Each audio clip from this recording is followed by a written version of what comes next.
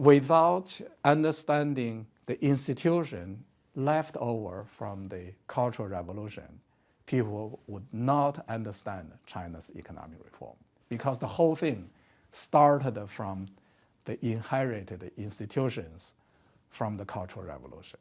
So here the key is really regionally decentralized totalitarian system in the sense that all the local governments, all the different levels of local governments have the resources and control what they are going to do.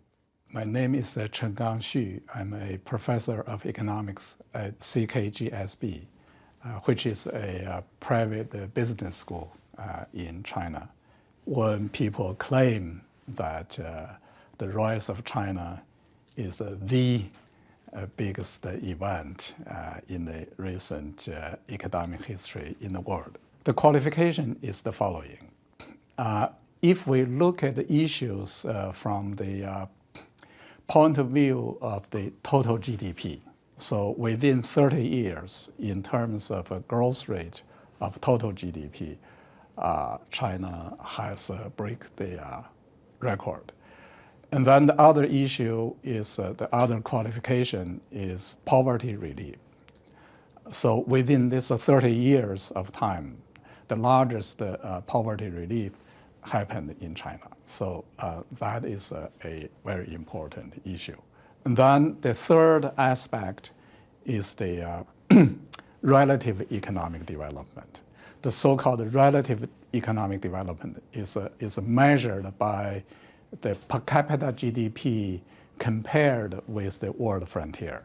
So for example, if we take the United States per capita GDP as world frontier, then comparing with the world frontier from the beginning of this 30 years to the end of this 30 years, so what is the change level?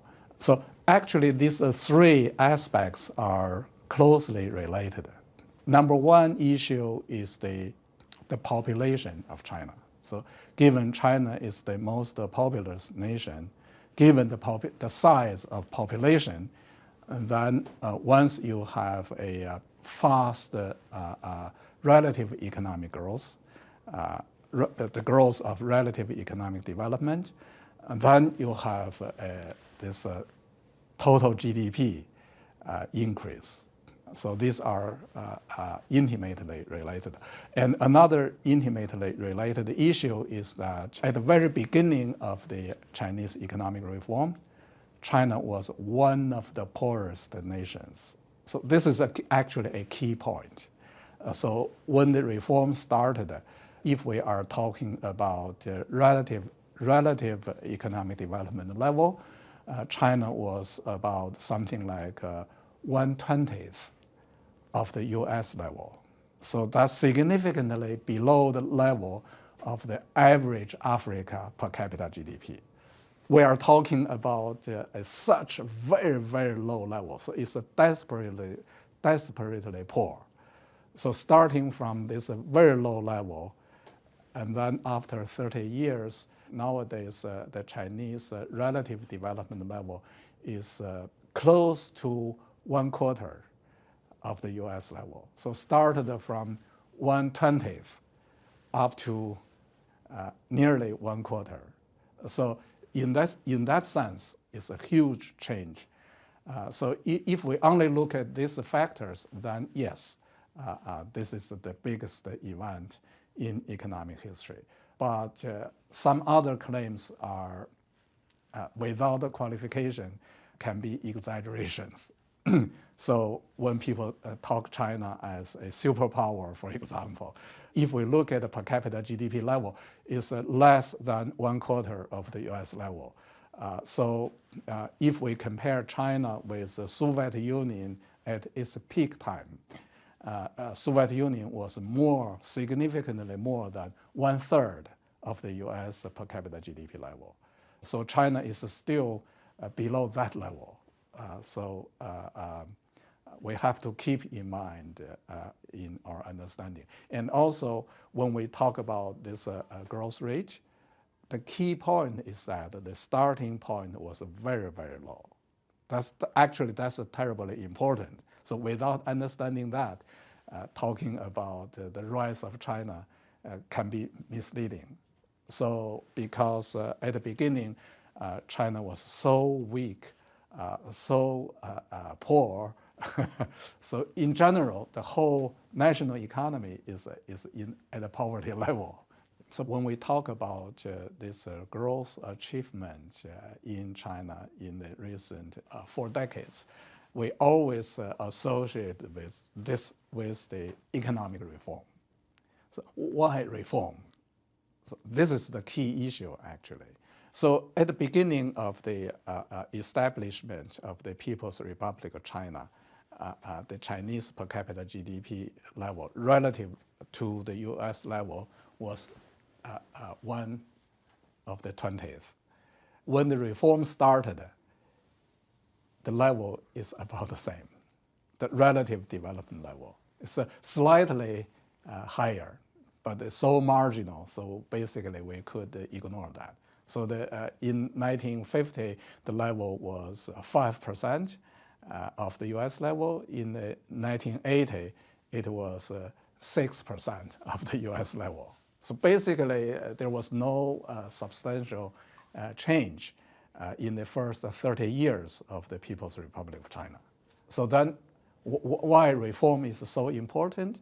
It's so clear that before the reform, basically there's no catch-up. And also we know that what happened before the economic reform. So there were 2 disastrous movements. One is the Great Leap Forward movement, and the other is the Cultural Revolution. So reform means no Great Leap Forward movement, no Cultural Revolution, and the whole way of organizing the economy has to be changed. So there is a sort of a misleading explanation about China, saying that China was a centrally planned economy and then changing to a market economy. This is not quite accurate. The so-called centrally planned economy, usually by describing in this way, implies the Soviet model. China, since 1950, when China established this People's Republic of China, established this system, they fully implemented or copied the Soviet model. But since 1958, China has changed the institution. So it's no longer a Soviet type of centrally planned economy anymore. So the institution has been changed, the centrally planned being abandoned. So it becomes a administratively planned but not centrally planned economy. So I characterize that kind of system as a regionally decentralized totalitarian system, because in the political economy, the Soviet system is described as a totalitarian system. China changed that a little bit in terms of administration. So although the whole economy, the overall society is governed in a totalitarian way, but in terms of administration, in terms of resource allocation, is regionally decentralized in the sense that the local governments control substantial amount of resources, and they manage their local economies. So based upon this institution, so there are 2 waves of changing from the Soviet system into this kind of a Chinese type of administratively planned economy, which I call the regionally decentralized totalitarian system.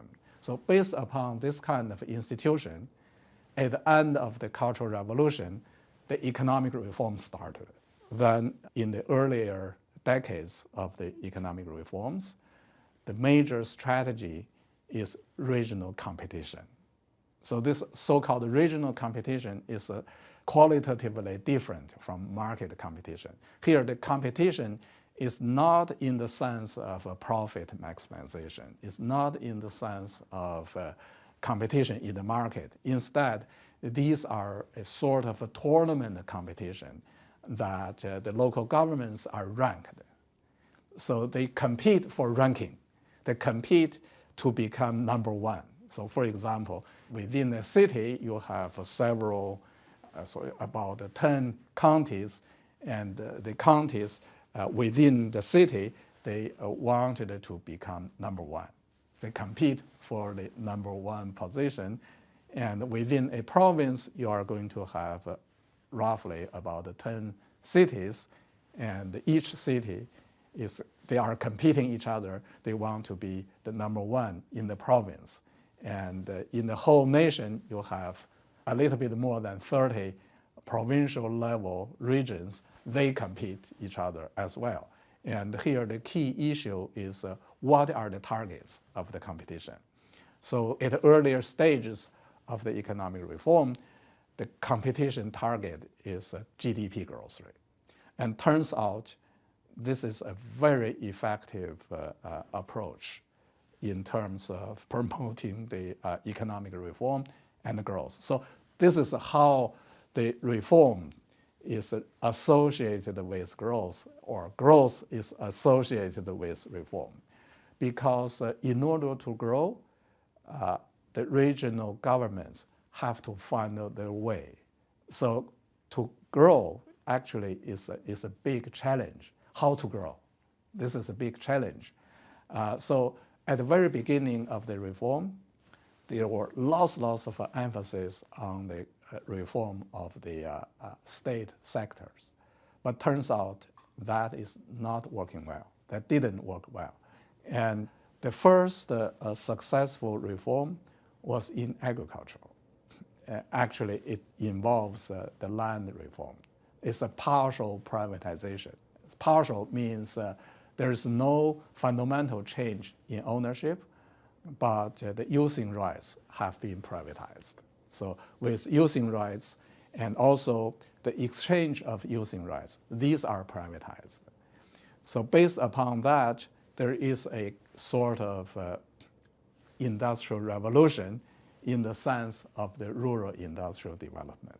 So at a very early stage of the economic reform, most of the growth actually occurred in this area, the so-called township village enterprises. Starting from a very low base up to the mid-1990s, the largest sector is this sector in the whole Chinese economy. And that actually is also the base for the private sector when the private sector became partially legalized in the 1990s. So then in the whole 1990s and early 21st century, China had a very rapid growth of the private sector. From zero to nowadays, it's more than half of the GDP being produced by the private sector. So if we look at the Chinese constitution, both the state constitution and the party's constitution, then we find that by constitutions, party constitution and the state constitution, private sector was not allowed until 2002, the change of party's constitution, and 2004, the change of the state constitution. So until the early 21st century, private sector was not legal. However, up to that point, the private sector was already half of the GDP. So if we are talking about the so-called China miracle, what is the miracle? This is the miracle.